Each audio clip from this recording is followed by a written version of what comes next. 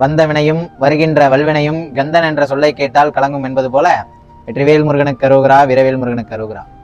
தைப்பூசம் பார்த்தோம் அப்படின்னா இந்த வருடம் பிப்ரவரி மாதம் 1ஆம் தேதி 2026 நிகழ உள்ளது.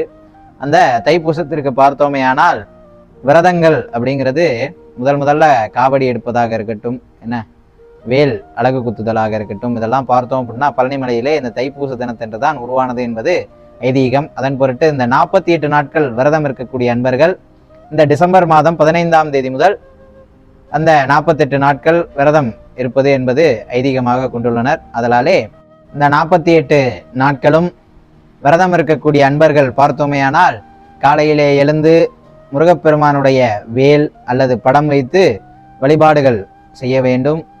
வேல் இருந்துச்சு அப்படின்னா அதற்கு அபிஷேகங்கள் செய்து தூபதீபங்கள் காட்டி பிரசாதங்கள்லாம் வைத்து நைவேத்தியங்கள் செய்துவிட்டு முருகப்பெருமானுக்கு உகந்த கந்த சஷ்டி கவசம் மற்றும் கந்தர் அலங்காரம், வேல்மாறல் போன்ற திருப்புகள் போன்ற முருகப்பெருமானுக்கு உகந்த பக்தி பாடல்களை பாடி முருகப்பெருமானை காலை மாலை என இருவேளையும் வழிபாடு செய்தல் வேண்டும். அருகிலே இருக்கக்கூடிய ஆலயங்களுக்கு சென்று முருகப்பெருமானை தரிசித்து வருவது மிகவும் சிறப்பு.